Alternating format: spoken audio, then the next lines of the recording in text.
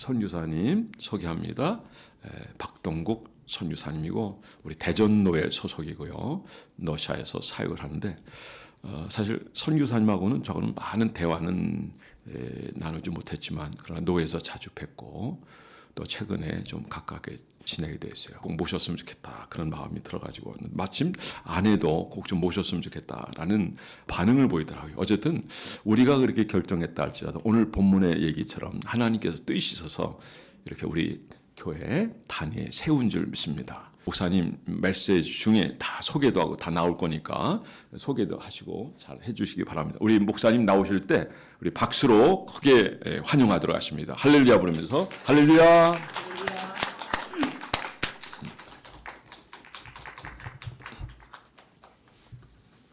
기도 한번 하시고 하죠. 예. 기도하겠습니다. 사랑의 아버지 하나님, 오늘도 저희들에게 또 하나님께서 말씀을 나누게 하시고 또 이렇게 선교지에서 하나님께서 역사하신 일들을 나눌 수 있도록 해주셔서 감사합니다. 하나님께서 은혜를 베풀어 주시고 이 시간들이 우리에게 참 복된 시간 되게 해 주시옵소서.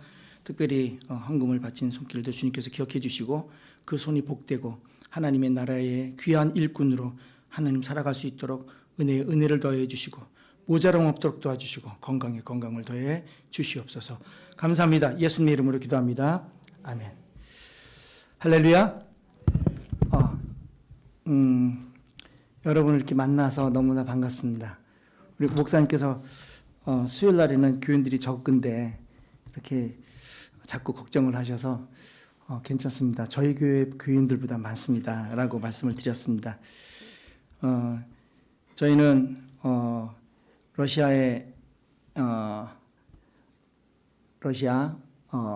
모스크바에서 우크라이나로 가는 그러니까 모스크바는 계획 도시예요. 과학자들에 의해서 설계된 도시입니다. 그래서 모스크바의 크레물 그 대통령 관저가 있는 그 관저를 중심으로 해서 모든 지역으로 갈 수 있는 큰 길을 다 만들었어요.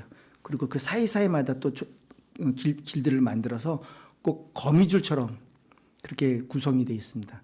그래서 모스크바에서 우크라이나로 가는 큰 대로에서 100km 정도 떨어진 지역에 저희들이 사역을 하고 있습니다. 오늘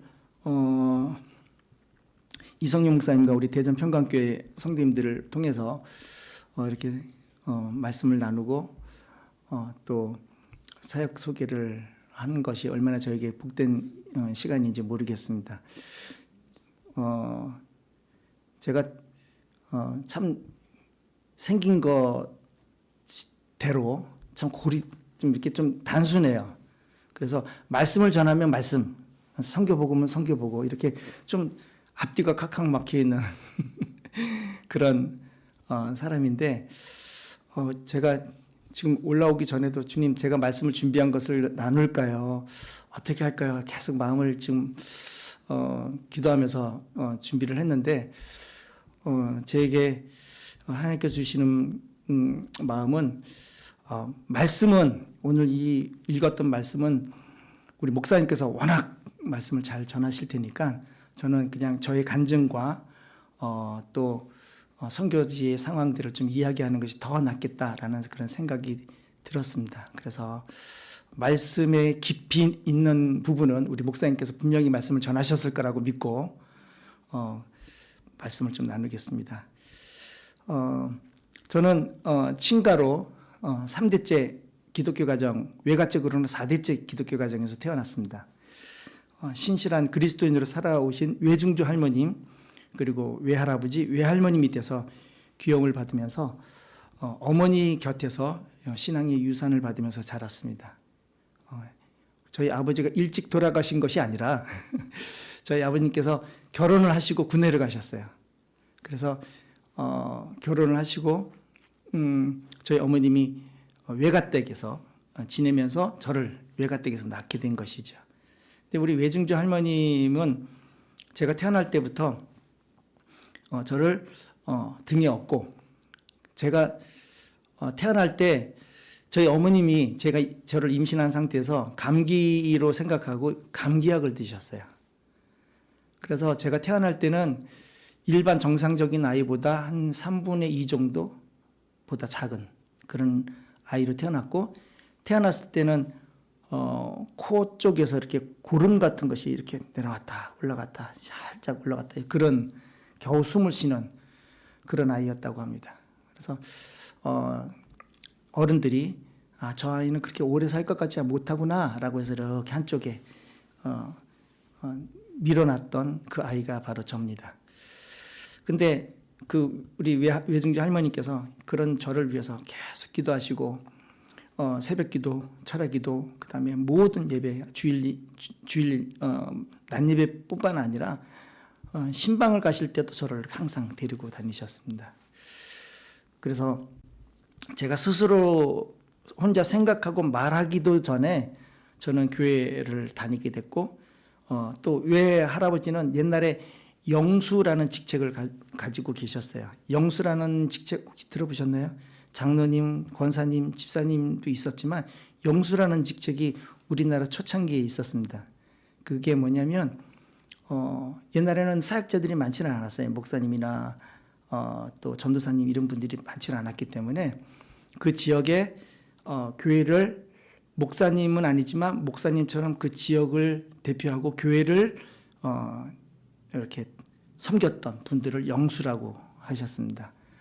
그런데 대부분 이제 옛날에 영수로 계셨던 분들은 신학을 공부하고 다시 목사님이 되셨는데, 저희 외할아버지는 자기 자신을 아는데 내가 어떻게 목회자로서는 부족하다 그렇게 스스로 생각을 하시고 교회 장로님으로 남으셔서 교회를 섬겼던 분이시고, 그렇게 저는 외가댁, 친가댁의 신앙의 유산을 받고 그렇게 자랐습니다.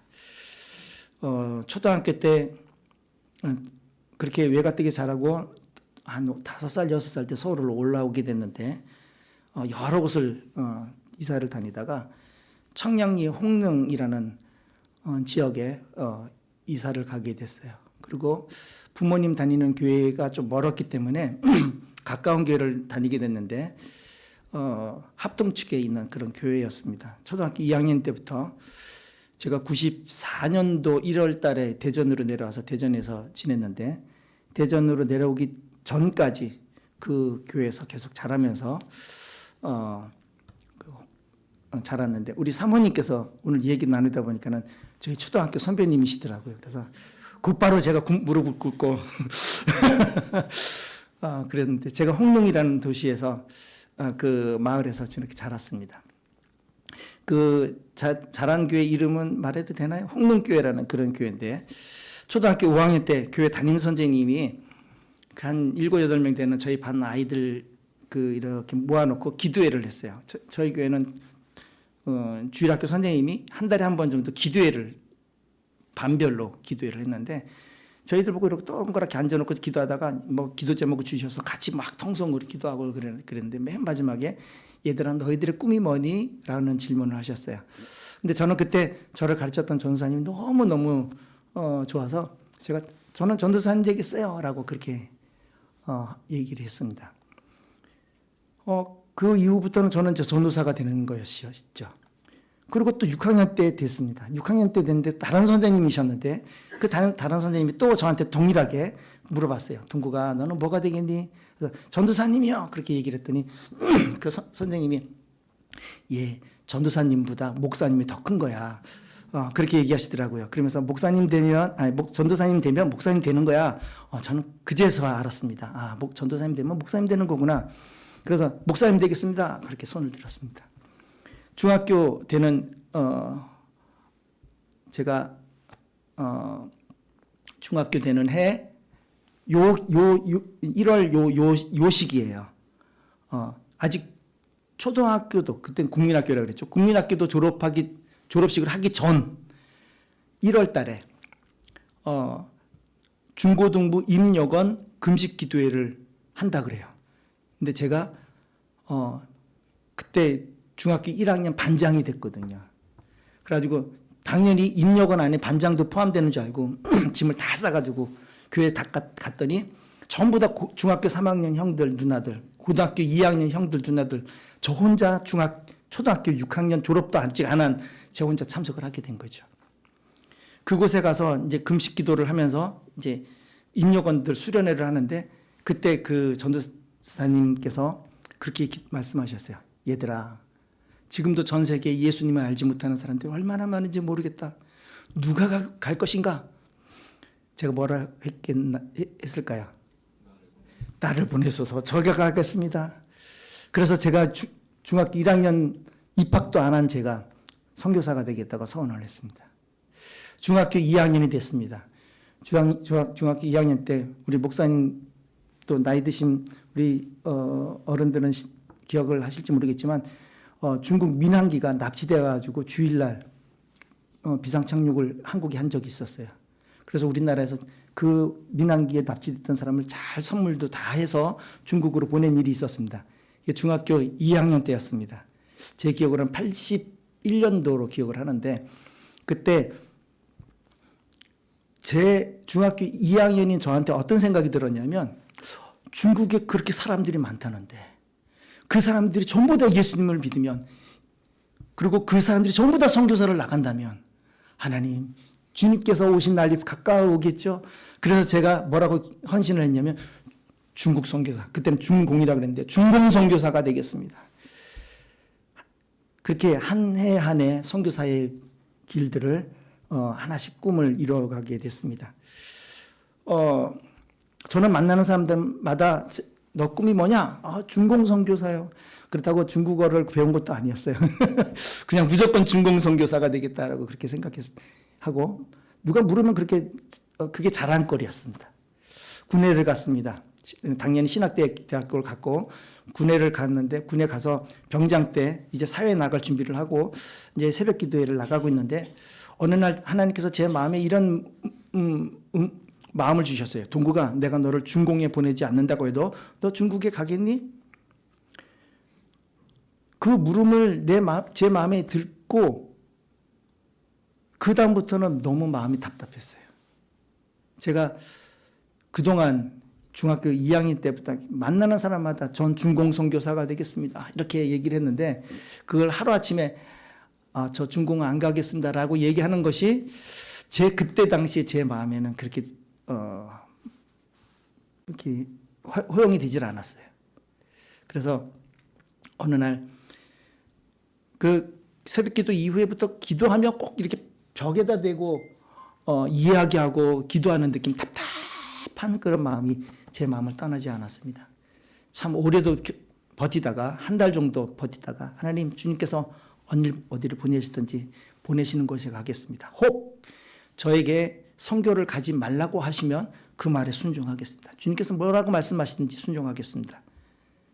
그렇게 내려놨습니다. 그리고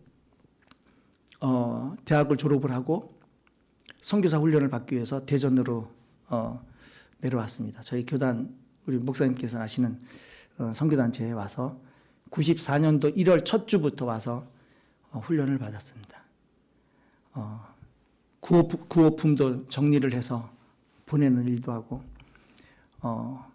나중에 벌곡이라는 폐교된 초등학교 안에서도 저희 내외가 결혼하고 나서 그 안에서도 생활을 하고 열심히 5년 동안 이곳에 생활을 하면서 교회도 섬기고 그렇게 했죠. 근데 하나님께서 보시기에 얼마나 준비가 안 됐는지 5년을 훈련을 받는데도 하여튼 보내지 않으시더라고요. 그래서 그 단체를 나와서 서울로 올라갔습니다. 서울로 올라가서 어느 한 선교사님들을 위한 기도회가 있어서 참석을 했는데 그 선교단체에서 또 다시 훈련을 2년을 또 받았어요. 그러니까 제가 훈련을 총 몇 년을 받았느냐? 7년을 받았어요. 제가 중학교 1학년 때 선교사가 되겠다고 했는데도 대학을 졸업하고 대학원을 졸업하고 훈련을 7년을 받아도 하나님께서 안 보내시더라고요. 그러다가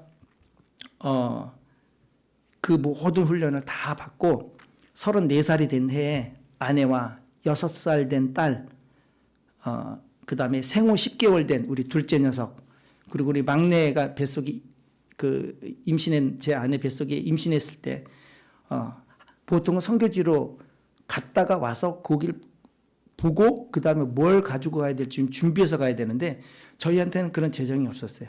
그래서 무조건 가겠습니다. 러시아로. 그래서 러시아로 왔어요. 겨우 러시아는 여름도 없는 줄 알았습니다. 러시아도 여름이 있어요. 30도가 넘습니다. 추울 때는 저희가 지역마다 다 다른데 저희가 경험한 최고의 추위는 영하 38도였습니다. 놀라지 않으시네요? 그 겨울에 하고 이렇게 숨을 들어 마시면 코털이 어는 그 느낌 여러분 아시나요? 예. 얼마나 상쾌한지 모릅니다. 러시아는 참 시원해요. 하나님께서 천연 그 에어컨을 틀어 놔 주셔서 겨울에는 그냥 얼마나 시원한지 영하 38도까지 경험해 봤습니다. 그렇게 러시아로 들어가서 첫 2년을 섬기고 한국에 잠깐 나왔어요. 보통 선교사로 들어가면 2년을 섬기고 잠깐 본국 사역을 이제 그 중간 점검을 위해서 한국에 나오거든요. 제가 중간 점검 때 한국에 들어와서 처가댁에 잠시 방문했는데 우연치 않게 제 아내의 일기장을 발견했어요. 거기 제 아내가 어떤 총각을 사랑했다라는 그런 얘기는 없었더라고요. 그러다가 어느 날 일기장을 딱 발견했는데 그 일기장에 어느 날 92년도로 기억을 하는데 92년도인지 하여튼 하나님이 원하시면 저를 소련으로 보내주십시오라는 말이 기록이 돼 있었어요. 제 아내가 다니던 교회에 러시아 선교사님이 오셔서 그 선교 보고를 했는데 그 얘기를 듣고 제 아내가 그날 일기장에다가 하나님이 원하시면 저를 소련으로 보내주십시오. 저는 제가 참 잘나서 제 의견에 따라서 제 아내와 저희 아이들이 같이 러시아로 간 줄 알았습니다. 근데 하나님은 옛날에 제 아내가 기억도 못하는 일기장에다가 써놨던 그 한 문장 그리고 기도했던 그 문장을 하나님께서 기억하시고 저희 가족 모두를 러시아로 보내셨습니다.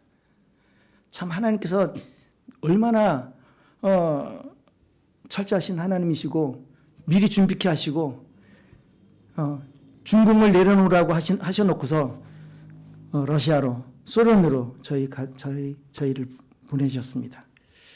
저희는 러시아를 사랑합니다. 그 나라가 복음화가 됐으면 좋겠습니다. 곳곳에서 찬양하는 소리가 곳곳에서 들렸으면 좋겠습니다. 곳곳에서 말씀을 가르치며 말씀대로 살려고 하는 노력들이 있는 나라가 되었으면 좋겠습니다. 대통령부터 모든 사람이 하나님을 두려워하며 백성을 두려워하며 정의를 지키는 그런 나라가 됐으면 좋겠습니다. 근데 어느 순간 러시아가 한국에서는 아니 전 세계에서 지탄을 받는 나라가 됐습니다. 한국에서 나오는 여러 뉴스는 우크라이나 입장에서의 뉴스만 나와요.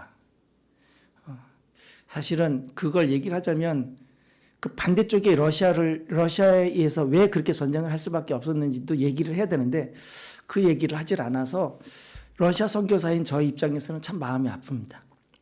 사실 우크라이나에서 친러시아계의 사람들이 계속해서 사람을 죽여왔었어요. 그 신나치주의자들에 의해서 테러를 일으키고 사람을 죽이고 집을 폭발을 시키는 그런 일들이 일어났습니다. 그래서 그쪽에 있는 사람들이 러시아에다가 지원 요청을 했고 그래서 약 7년 전인가 어디죠? 그 크림반도 지역에 한번 전쟁을 먼저 했었던 일이 있었죠. 그리고 이제 작년에 이제 재작년이 됐죠.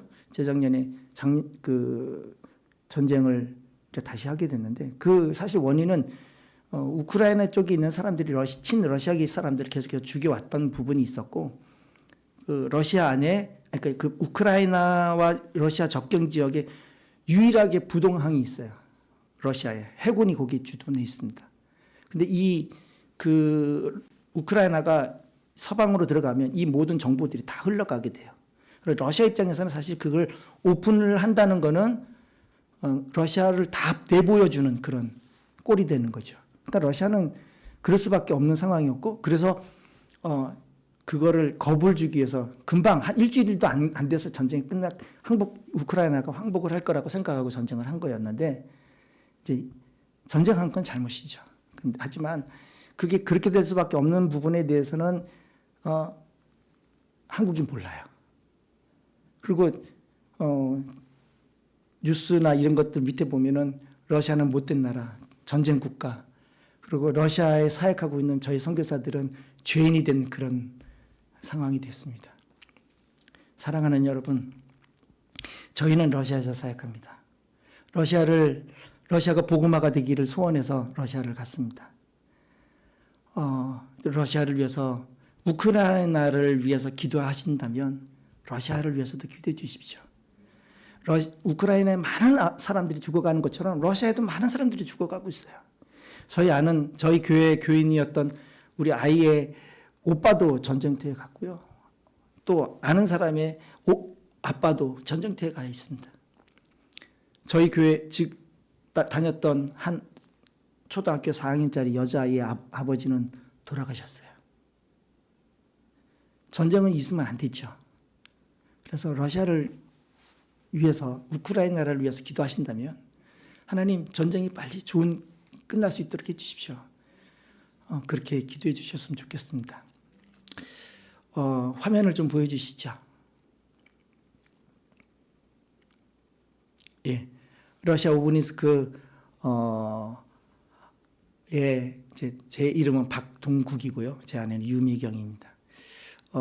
저희 아이들 이름은 고린도 후서 2장, 3장, 4장에서 지었습니다. 만약에 넷째가 태어났으면 아마 5장에서 아마 지었을 텐데 첫째는 쥐향이에요. 주님의 향기. 둘째는 편지, 주님의 편지. 그래서 서한, 편지라는 뜻으로. 셋째는 보물을 담은 질그릇. 그래서 함빈입니다. 이거는 셋째는 조금 이름을 좀 억지로 짜맞췄어요. 하여튼 의미는 주님의 향기, 그리스도의 편지, 보물을 담은 질그릇. 그렇게 해서 우리 세 아이의 이름을 지었습니다. 넘겨주시죠. 힘에서 잘 안 보이죠. 모스크바에서 이 빨간 쪽 이게 오브린스크입니다. 한 100km 정도 떨어져 있습니다. 중심부에서. 아까 말씀드린 것처럼 이쪽으로 쭉 이 길로 쭉 내려가면 우크라이나로 갈 수 있습니다. 우크라이나는 약 한 200km 정도, 1400km 정도 모스크바에서 그렇게 떨어져 있습니다. 그래서 지금 현재 전쟁 중이지만 저희들 근처에서 드론이 한번 폭파된 적이 한 번 있긴 한데 그 외에는 문제가 없습니다. 넘겨주시죠. 제가 좀 살이 많이 쪘어요. 지금 오늘 목사님과 사모님 너무 맛있는 식사를 대접해 주셔서 제가 음식을 먹고 지금 배가 땅땅해져서 이 벨트를 매는데도 너무 힘들더라고요. 왜 그러냐면 작년에 제가 허리가 목사님하고 말씀 나누다 보니까 아마 그게 의 영향인 것 같은데 허리가 작년 3월부터 아프기 시작해서 일어나지는 못했어요. 그래가지고 지금 사진으로는 잘 보이지 않겠지만 제가 이렇게 5시 55분 그래서 제대로 걷지를 못하고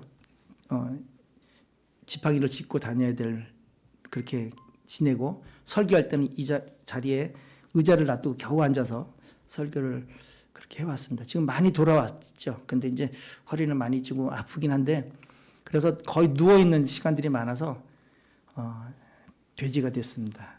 좀 양해를 해주셨으면 좋겠습니다. 또 넘겨주시죠. 네, 저희 교회를 소개하겠습니다. 넘겨주시죠.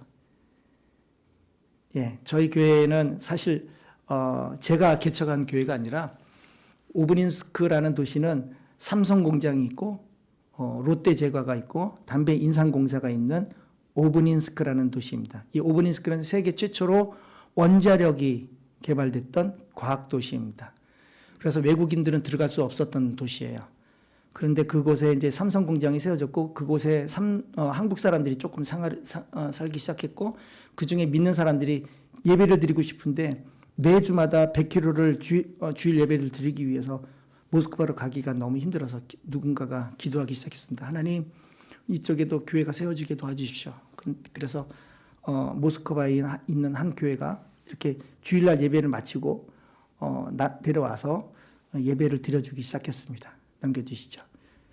그래서 한 1년 정도 그분들이 섬기다가 저한테 연락이 왔어요. 저는 이제 원래 땀보프라는 도시에서 사역을 했는데 그쪽에 있는 저한테 목사님 이 교회를 좀 맡아주십시오. 그렇게 부탁이 왔어요. 근데 저는 떠나기가 너무 힘들었습니다. 그때 막 어렵게 영주권을 땄었거든요. 또 다시 다른 지역에 가서 또 어떤 어려움을 겪으면서 영주권을 이전을 할까 생각하니까 앞이 캄캄했는데 참 많은 힘든 시간들을 이 땀보프라는 도시에서 보냈고 10년 동안 이곳에서 경찰서에 끌려가기도 했고 그래서 7시간 반 동안 붙잡혀 있기도 했고 죄송합니다. 자동차 사고도 나기도 했고 하여튼 뭐 별의별 일들을 그건데 참 많이 겪었기 때문에 도시를 옮긴다는 것은 저한테 큰 도전이었습니다. 하지만 그 새로운 지역에 말씀을 전해야 될 사람이 필요하다는 그 말 한마디 때문에 저희들은 이곳으로 이전을 해갖고 교회를 맡기 시작했습니다. 넘겨주시죠. 그래서 예배 장소를 찾다 보니까 저게 뭐 같아요? 잘 안 보이죠? 그 주차장이에요. 그 개인 주차장이 그 주차장이 아니라 뭐라 그러죠? 차고가 있는 집을 임대를 했습니다. 한 달에 $2,000를 내야 되는 집이었어요. 저희들 재정으로는 그런 집을 얻을 수 없는 상황이었지만 하지만 하나님께서 또 그렇게 열어서 저런 차고가 있는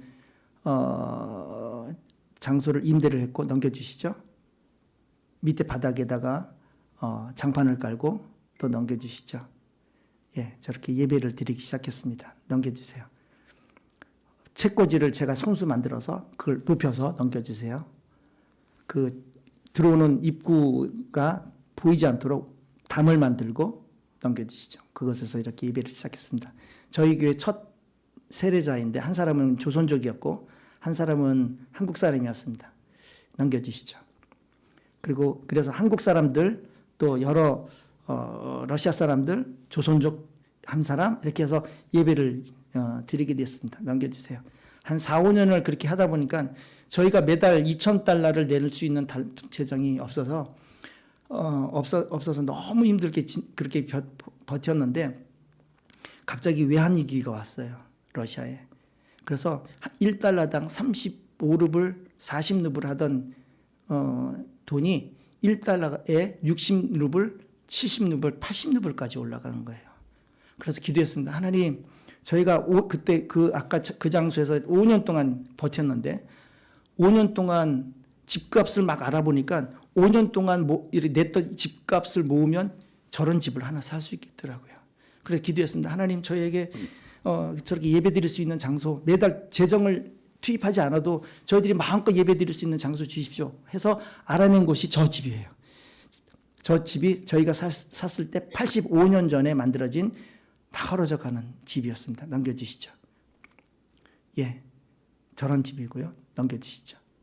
저 집으로 들어가려면 차를 타고 들어갈 수가 없어요. 막 축축 빠져요.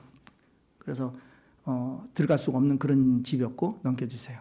실내 안에는 사람들이 산지 너무 오래돼서 벽에 곰팡이가 피었는데 꼭 하얀 버섯이 붙어 있을 정도로 습기도 많고 그런 곳이었습니다. 예, 넘겨주시죠. 넘겨주시고. 그래서 주님 이곳을 저희들이 주십시오라고 기도하는데 모스크바의 어떤 다른 교회 장로님께서 저희 교회 잠시 기도회를 오셨다가 저희들이 그런 기도 제목을 내놓는데 그 장로님이 뭐라 그러죠? 매달마다 내는 적금을 해약해서 저희한테 헌금을 하셨어요. 그래서 저희 재정 그다음에 뭐 그분 헌금 다 해서 저 집을 구입할 수 있게 됐습니다. 넘겨주시죠.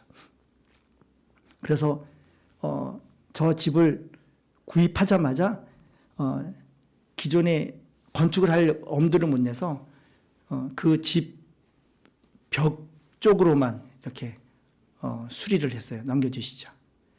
아는 선교사님 도움으로 하나씩 목수 같아 보이지 않나요? 저는 준목수 가깝습니다. 예, 이렇게 집들을 이제 만들어 가서 예배 드릴 수 있는 장소들을 준비하고 저희 가정이 살 수 있는 집들을 준비했습니다. 저 자재는 나중에 건축하면 나중에 다 빼올 수 있는 자재로 일부러 그렇게 사서 수리를 했죠. 넘겨주시죠. 그래서 저 자리에서 진짜 한 요만한 자리에서 저희들이 예배를 드리기 시작했습니다. 그때는 이제 한국 사람들 거의 다 떠났고 이제 고려인들이 막 이제 조금씩 오기 시작했을 때예요. 넘겨주시죠. 예, 참 아담하죠. 저렇게 예배를 드렸습니다. 넘겨주시죠.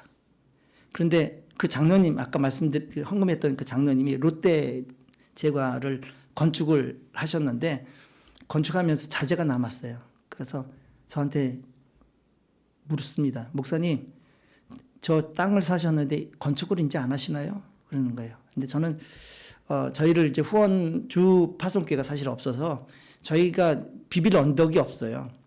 그래서 지금 재정이 없어서 지금 저 건축을 할 수가 없습니다. 그랬더니 그 장로님께서 제가 롯데를 건설을 하고 남은 자재가 있는데 기초해 드릴게요. 그러면서 기초를 장로님이 직접 다 하신 거예요. 넘겨주시죠.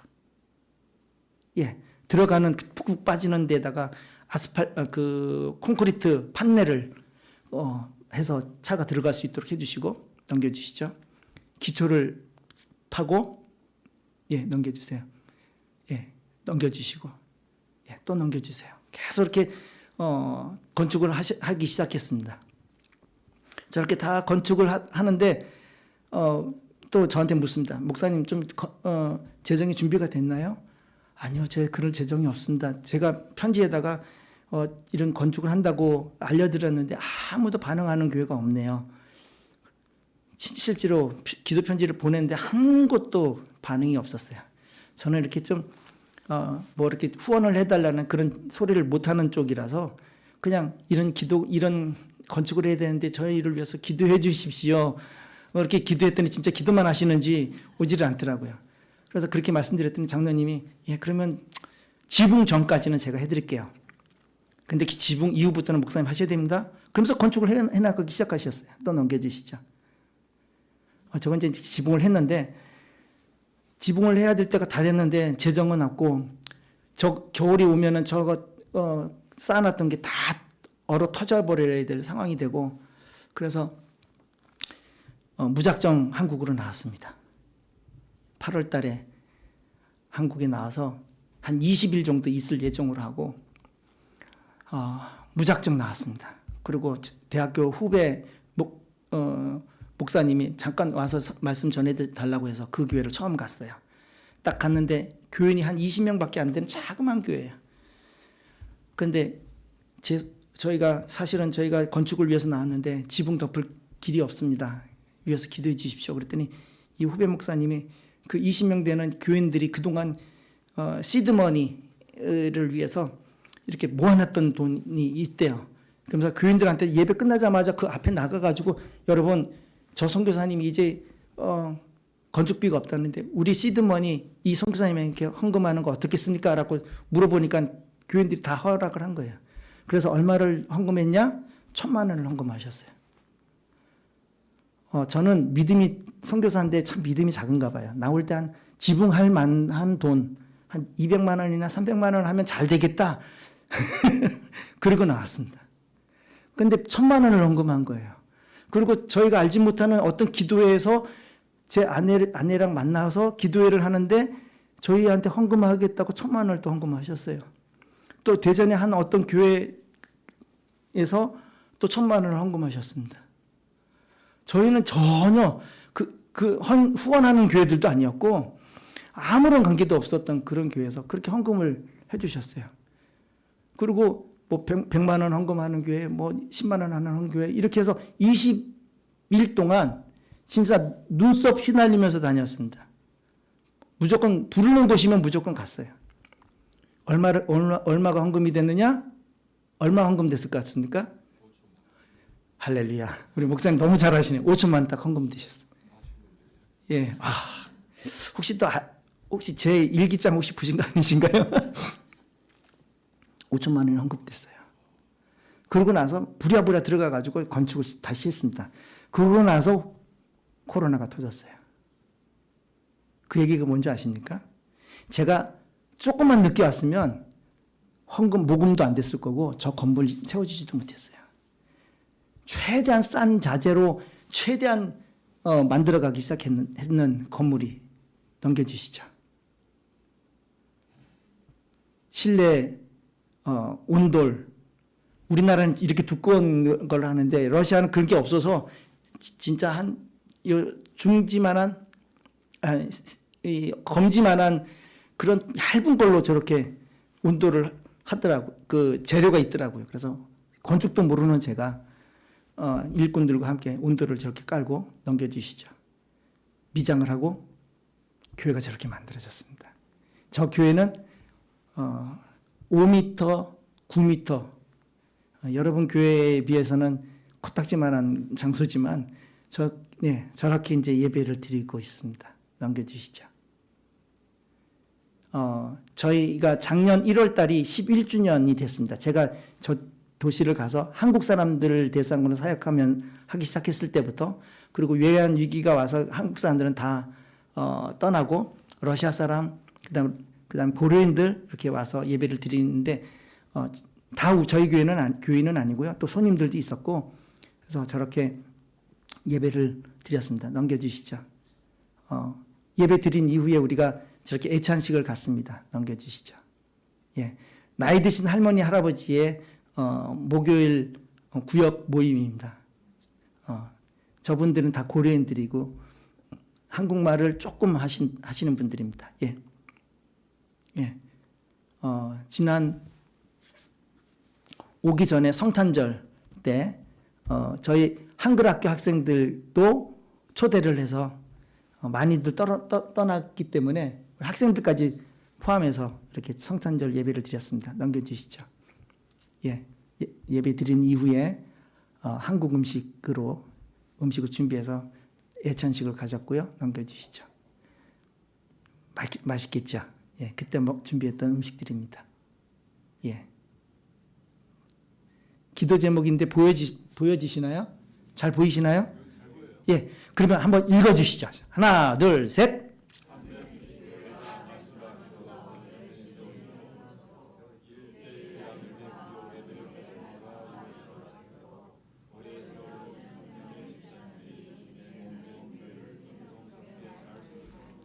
예, 우리 올해 세 분의 집사님을 세우기로 했고, 이제 제가 돌아가면 임명식을 할 예정입니다.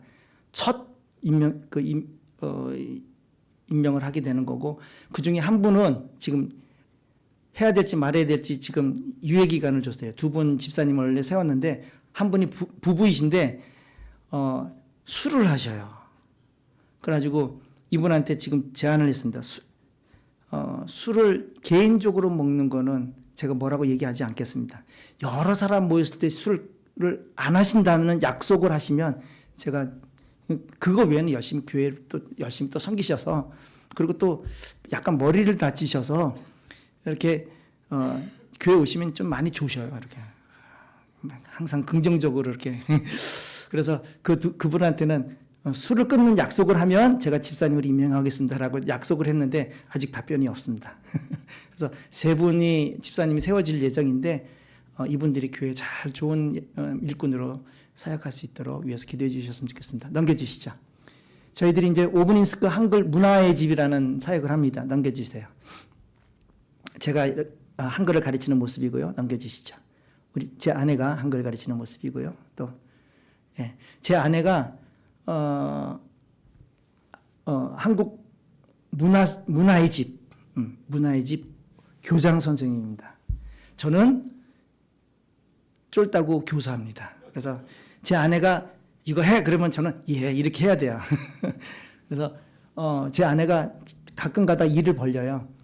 오늘 예를 들어 추석쯤에 이렇게 아니면 무슨 행사가 이렇게 한국 명절 뭐가 있으면 갑자기 수업을 전부 다 전면 폐지시키고 얘들아 우리 번개팅 하자 그러면 해가지고 수업을 안 하고 학생들 다 모아서 한국말로 한국 음식을 어떻게 만드는지 그런 것들을 가르쳐주고 한국 음식을 해서 먹는 번개팅을 합니다. 넘겨주세요. 예, 한 개 만들고, 예, 저렇게 음식을, 저기, 깻잎을 처음으로 키웠는데 깻잎이 참 잘 됐어요. 그래가지고 깻잎으로 이렇게 전도 만들고 넘겨주세요. 난생 처음으로 먹어보는 이 학생들이, 뭐, 깻잎이 먹어본 적도 없는 이 학생들이 깻잎으로 전을 해가지고 얼마나 맛있게 먹는지 모릅니다. 넘겨주시죠. 예. 그리고, 한국 문화의 날이라는 행사를 1년에 2번 갖습니다. 추석, 그 다음에 설날. 그래서 이때, 그런 사람들을 초대해서, 행사를 갖습니다. 풍선 아트 제 아내가 있고요. 제가 한 게 아니라 넘겨주시죠. 사람들을 초대해서 같이, 명절에 대한 소개를 하고 넘겨주세요. 음식도 만들고 넘겨주세요. 예. 한국 음식을 직접 만들어서 먹는 그런 것을 하고요. 넘겨주세요. 예, 음식 먹는 모습이고, 제가 한국에 들어올 때마다 부탁을 해서 한복들을 최대한 모아서 가져가면 저렇게 학생들하고 또 참석했던 분들이 한복을 다 입어보고 사진을 찍습니다. 넘겨주세요. 세배하는 법도 가르쳐서 세배하는 것도 가르쳐줬고요. 넘겨주세요. 그래서 올해 봄에 한국 문화의 날 해서 그때 참석했던 분들 한복 입고 전부 다 단체 사진 찍었습니다. 넘겨주세요. 그리고 한국 문화 캠프라고 해서 영어 마을 있죠? 한국에. 그것처럼 한국 문화 캠프에서 한국어로 하는 캠프를 하는 거예요. 그래서 1박 2일로 지금까지는 했는데 아마 올해부터는 한 2박 3일로 좀 늘려볼까 지금 그렇게 생각하고 있습니다. 넘겨주세요. 예, 제가 붓글씨를 써봤겠습니까?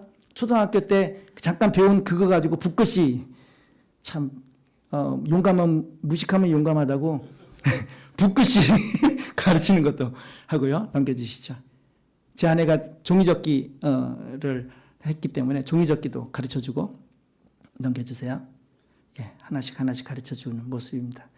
그리고 한국에서 오는 팀들을 오브닌스크 외부 음악 공연장에서 저렇게 공연을 하는 것도 했습니다.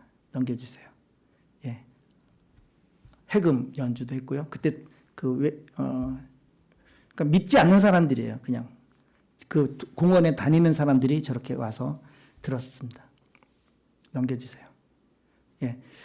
저 팀이 오고 나서 저희들이 사실 위기가 있습니다. 지금 저희들은 러시아는 지금 종교 자유가 있지만 전도를 할 수가 없어요.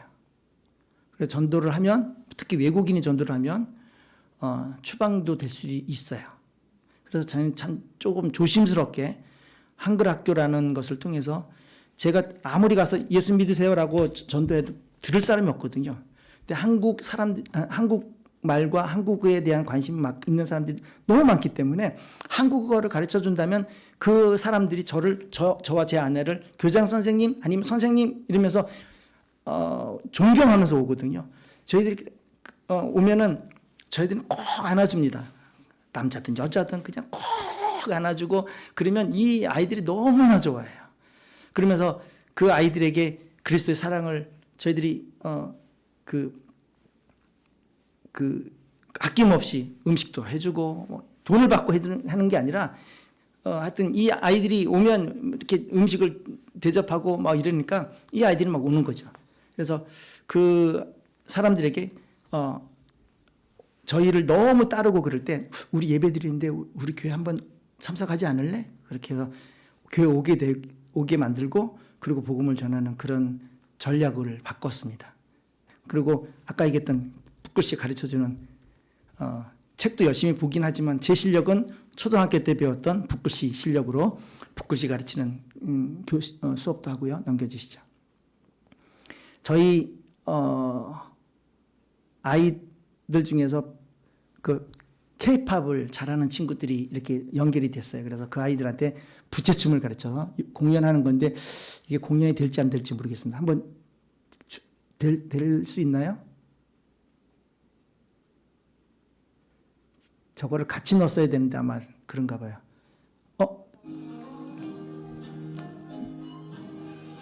조금만 보시죠.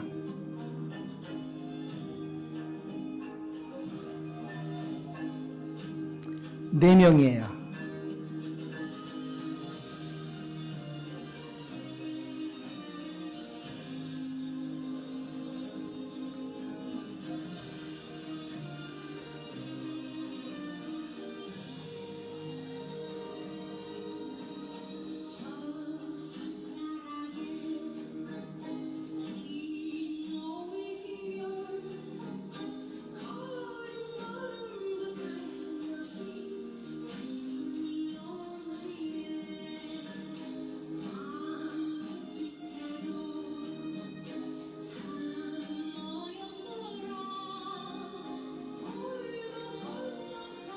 저거 다 보려면 좀 기니까 더 보실래요? 넘어갈까요? 넘어갈까요? 넘겨주시죠, 그냥. 예. 괜찮게 치나요? 제 아내가 무용 전공이 아니에요. 할 줄 아는 것도 하지도 못해요. 유튜브 보고 학생들 가르쳐서 저렇게 무용팀을 해서 몇 군데 우리 공연하러 다니기도 했습니다. 근데 저 아이들이 지금 잠깐 떠났어요, 교회를. 그래서 저 아이들이 언젠가 다시 돌아오도록 저희 기도하고 있습니다. 넘겨주시죠. 예, 오징어 게임 드라마를 본 사람들이 그 한국에 그 게임을 하고 싶어하는 그런 얘기가 있어서 작년에 저렇게 했습니다. 넘겨주시죠. 저거 뭐 하는 것 같아요? 다방구 뭐 이렇게 예. 도망가는 거 있죠? 예. 다방구 모르시나요? 예, 예. 모르시는 표정을 하셔요. 네, 넘겨주시죠. 저 뭐 하는 것 같아요? 망치기 하고 있어요. 망치기. 비석치기. 저런 게임도 했고요. 그 다음 여기에 사진은 없지만 설탕을 이렇게 해서 뽑기, 예, 달고나 뽑기도 했고, 그래서 직접 만들어서 먹고 게임하고 저런 것을 통해서 한국 문화에 대해서 한국에 대한 것들을 알고 싶어하는 사람들을 초청을 해서 자연스럽게 저희를 만나게 하고 또 한글 학교를 소개하고 교회로 인도하는 그런 일들을 하고 있습니다. 넘겨주세요. 예. 작년 러시아는 9월달에 학기가 시작돼서 6월달에 방학을 합니다. 그래서 방학식 하는 모습들이고요. 넘겨주세요. 예, 방학식 때 참석한 학생들 이때 많이 좀 떨어져 나갔어요. 코로나 때하고 전쟁으로 인해서 학생들이 한 3분의 1 정도가 떠났습니다. 넘겨주시죠. 우리 학교에 가장 공부 열심히 하고 있는 학생인데 애기 엄마예요. 근데 키가 다 작은데 얼마나 열심히 하는지 몰라요. 지금 한 1년 정도 했는데 전날 선생님에게 감사 편지 써가지고 한국말로 읽었어요. 나중에 막 울면서 했습니다. 넘겨주세요. 예, 얼마 안 되는 모임이지만 졸업식, 그 방학식을 하는 모습입니다. 넘겨주세요. 기도 제목 읽어주십시오. 하나, 둘, 셋.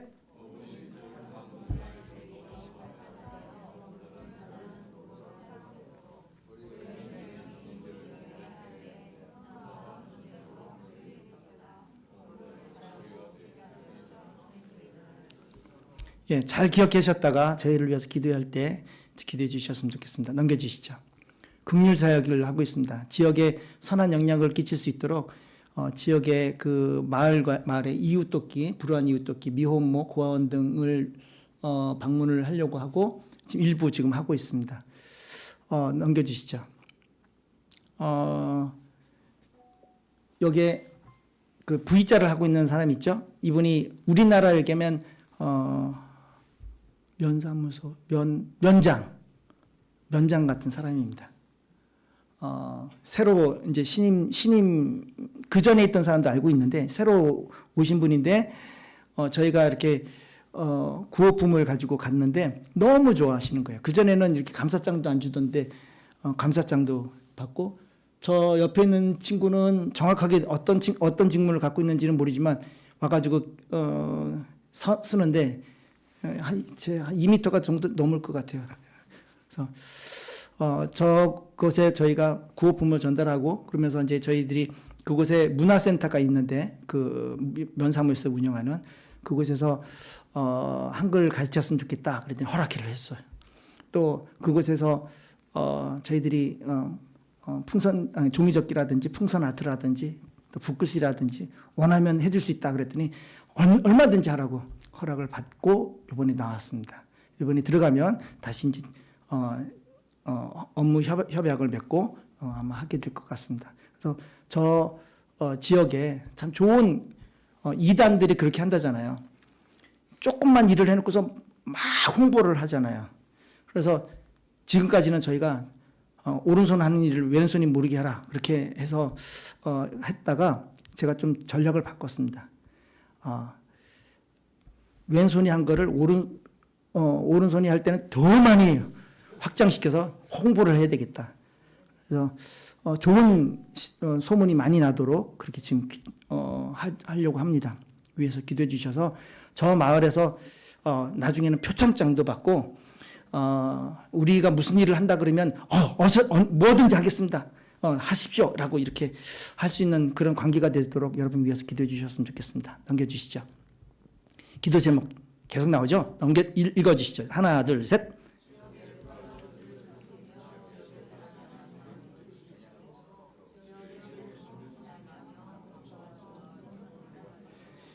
예, 넘겨주시죠. 기도해 주실 거죠? 기도해 주실 거죠? 잘 안 들리는데요. 제가 귀가 먹었나. 네, 현지 목사님들 협력이 있습니다. 저희 오브닌스크라는 도시에 10만 인구가 있는 작은 도시인데 한 10분 넘는 현지 목사님들이 있어요. 그런데 이분들 중에서는 뭐 다른 나라에서도 공부를 하고 오신 그런 목사님들도 계시고 대부분 러시아에 있는 목사님들은 그런 그 뭐라 그러죠? 그 교회에서 신앙이 있는 사람이면 그 교회에서 목사님들이 안수를 줘서 목사 안수를 줘버려요. 그래서 성경을 문자적으로 해석하는 그런 오류를 종종 범하는 그런 데도 있고 또 심지어는 이단들도 저 목사님을 모임에 받아줍니다. 특히 이제 제7일 안식교라든지 여호와 증인회라든지 이런 데를 받아줍니다. 그래서 저분들과 좋은 협력 관계를 맺으면서 신학적으로도 또 좋은 그런 알림에 이렇게 나누는 그런 사역을 생각하고 있고 그렇게 모임을 하고 있습니다. 넘겨주시죠. 예, 러시아 목사님들 중에 일부를 저희 교회에 초대해서 한국 음식 대접하고 함께 그날 많이 못 왔는데 그렇게 해서 저분들에게 선한 영향력을 저희들이 미칠 수 있도록 위해서 기도해 주셨으면 좋겠습니다. 넘겨주시죠. 또 기도해 주십시오. 하나, 둘, 셋.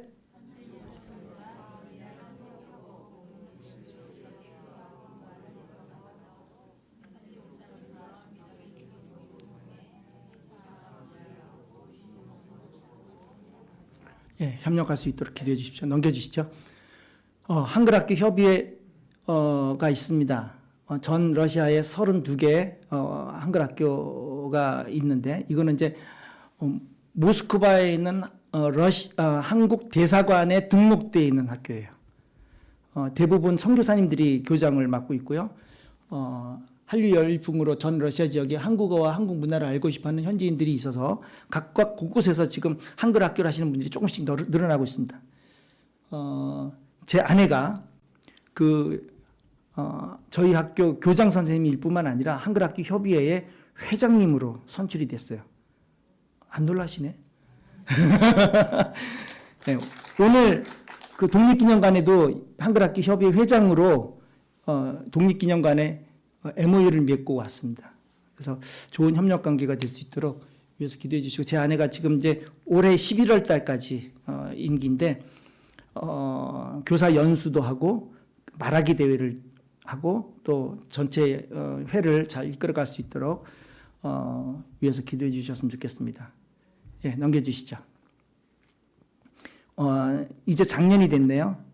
작년 10월 31일부터 11월 2일까지 1개 학교의 교장들과 교사들이 참석해서 저렇게 연수를 했습니다. 넘겨주시죠. 대사관에서도 나왔고요. 저희 학교에서 말하기 대회에 나간 아이가 2등에 당선이 됐습니다. 근데 2명 출전해서 2명이 됐어요. 두 번째 2등이 됐어요. 올해가 코로나 때문에 전쟁 때문에 홍보가 제대로 되질 않아서 참석하는 사람이 좀 적었는데 그래도 2등을 했습니다. 넘겨주시죠. 예, 연수하는 모습이고요. 넘겨주시죠. 예, 너무 멋있지 않아요? 저런 여인을 제가 안다는 사실. 예, 넘겨주시죠. 예, 기도 제목 시작.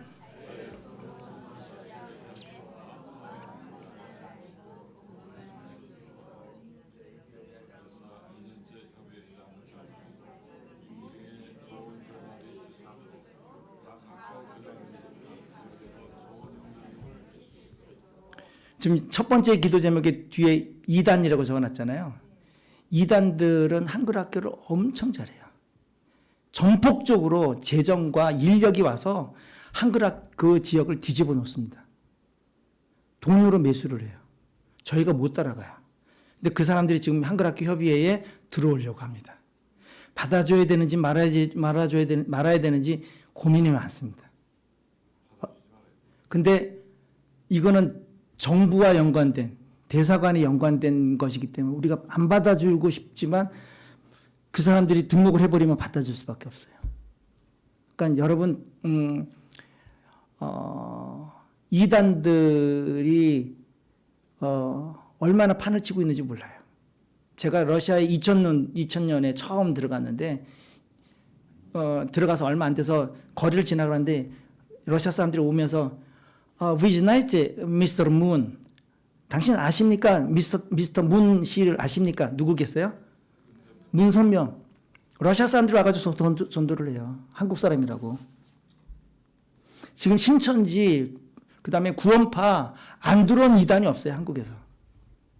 근데 선교사들이 가지 못하는 그런 아주 적은 그런 도시마다 다 들어가 있어요.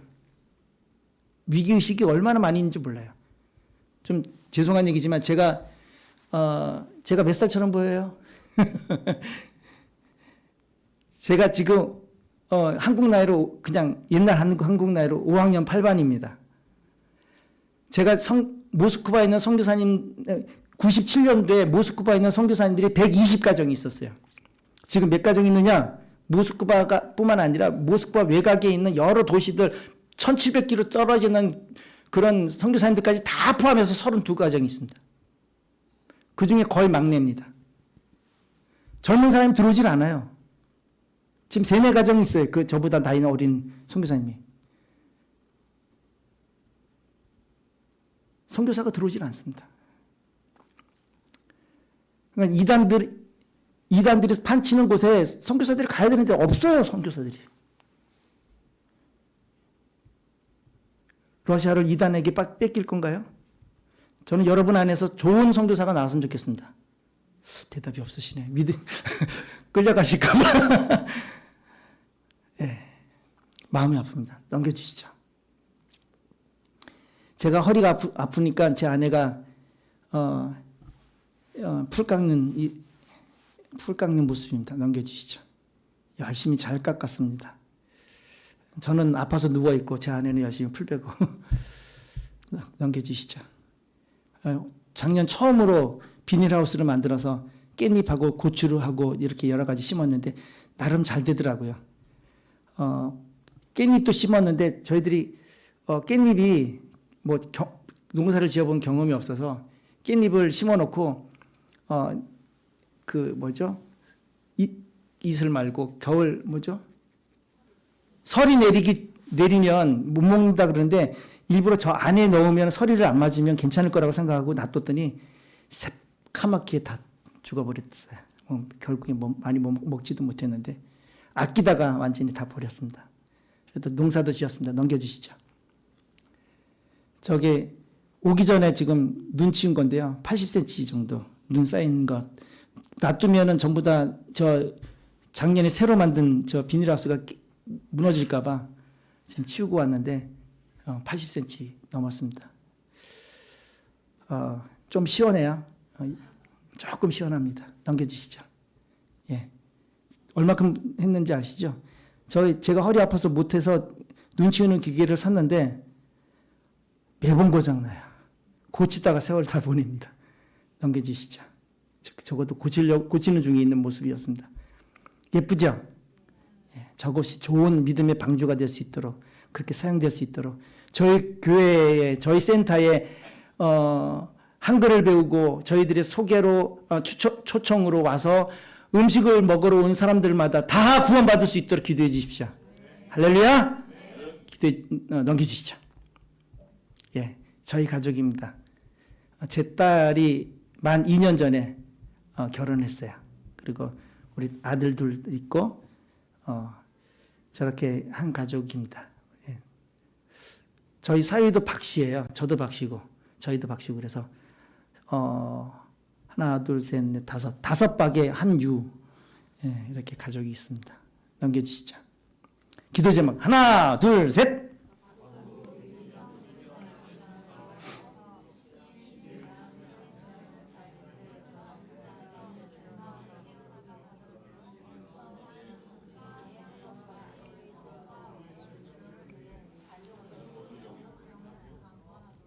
예, 저희를 위해서 기도해 주셨으면 좋겠습니다. 우리 말씀을 조금 나눌까 싶은데 너무 시간이 많이 지나서 예, 이번 이걸로 하고 여러분 처음 만난 저희이지만 혹시 기억날 때마다 저희를 위해서 기도해 주시고 제 아내한테 장난스럽게 얘기하는 게 머리부터 발끝까지 모두 아픕니다. 뭐 머리 아프다, 목 아프다, 지금 당뇨약도 먹고 고지혈증약도 먹고 또 하여튼 그래요. 그리고 저도 녹내장 또 귀가 소음성 뭐라 그러죠? 난청도 와가지고 막 사람들이 이렇게 많이 가면 잘 안 들려요. 그래서 항상 이렇게 좀 마시게 많이 갔습니다. 좀 소금을 뿌려야 될 텐데 저희 건강을 위해서도 기도해 주셔서 사실 작년 한 해 동안 누워 지내면서 저희들이 심각하게 은퇴라 그래야 되나요? 선교 사역을 내려놓을 것까지도 생각을 했습니다. 너무 힘들어서 저희 교단은 75세까지 사역을 할 수 있다고 하는데 하나님께서 건강을 주시는 때까지 사역하려고 하는데 하여튼 건강을 위해서 여러분 많이 해주셨으면 좋겠습니다. 기도하겠습니다. 사랑의 아버지 하나님, 부족한 종이 주님께서 하신 일들을 나눴습니다. 이 모든 것이 주님께서 하셨습니다. 부족한 저희들을 러시아로 보내시고 러시아에서 참 오랜 기간 동안 견디게 하시고 참고 인내할 수 있도록 하셔서 지금까지 하나님께서 하셨습니다. 앞으로의 모든 앞길도 주님께서 책임져 주시고 인도해 주시옵소서. 우리를 통해서 하나님께서 하시는 역사들을 또한 러시아의 많은 사람들이 보고 듣고 하나님을 찬양할 수 있는 그날이 속히 올 수 있도록 도와주시옵소서. 감사합니다. 예수님의 이름으로 기도합니다. 아멘.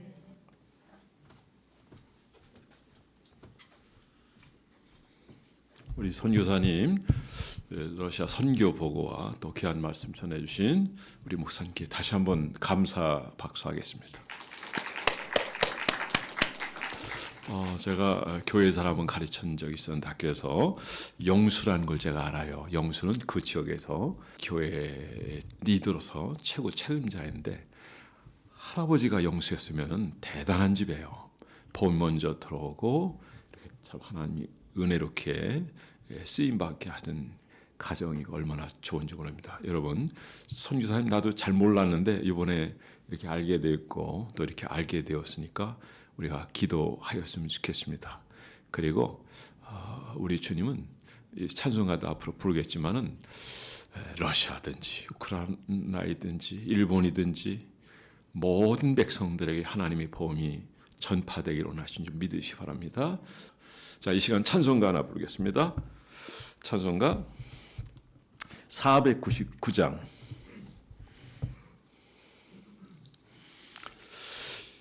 1절과 4절만 부르겠습니다. 아니 그냥 다 부르죠. 그냥 1, 2, 3, 4.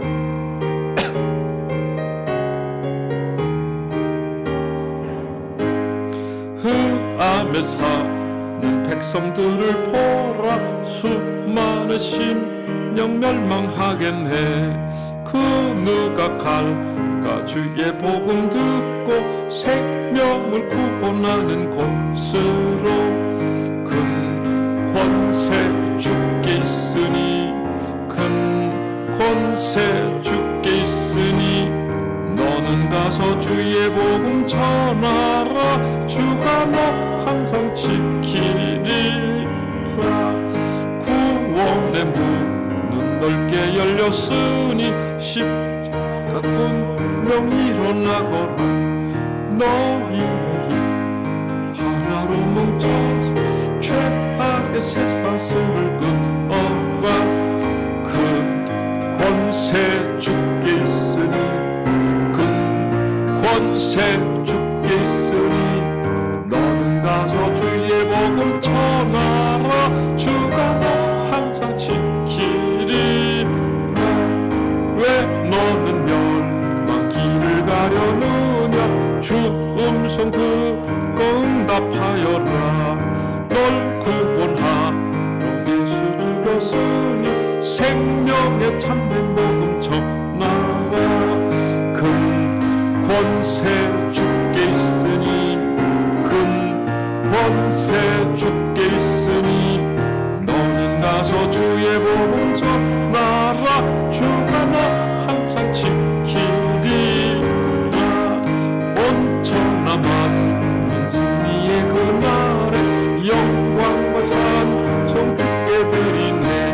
속죄함이 너 구원받았으니, 기쁘게 할렐루야 부르세. 큰 권세 주께 있으니, 큰 권세 주께 있으니, 너는 가서 주의 복음 전하라. 주가 너 함께 기리라. 예배를 받을 하나님께 박수 영광 할렐루야. 난 목사님하고 인연이 많아요. 보니까 옛날에 제가 어느 교회 헌신 예배 설교했는데 내가 헌금을 5만 원 했어요. 근데 5만 원을 사례를 받았어. 근데 이분이 그때 계신 것 같아서, 그래서 그 5만 원 이분 드려서 이렇게 연결이 되는 거예요.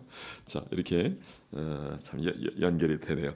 우리가 알았으니까 다음에 오시면 꼭 오셔요. 그래서 선교 보고 가시고 또 계속 연결되면 좋고, 이 어렵고 힘든 때 사역을 한 데 있어서 여러분이 좀 기도로 또 재정적으로 후원이 되면 좋겠습니다.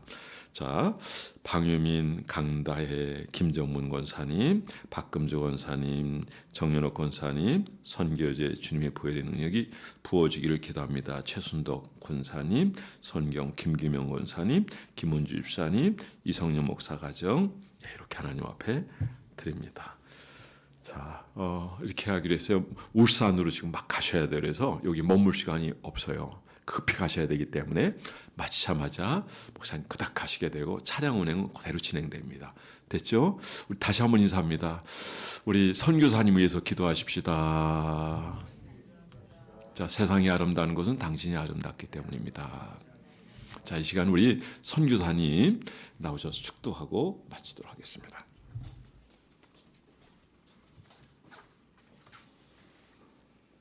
지금은 우리를 사랑하셔서 십자가 못 박혀 돌아가신 예수 그리스도의 은혜와 아버지 하나님의 극진하신 사랑하심과 성령의 감화 감동 교통 충만하심이 성교의 주님으로 전 세계 복음을 전하기를 원하시는 모든 성도들과 그 가정과 그 모든 사업 터전 위에, 그리고 전 세계 예수 그리스도의 이름으로 모이는 모든 믿음의 공동체 위에 지금으로부터 영원토록 함께 있을지어다.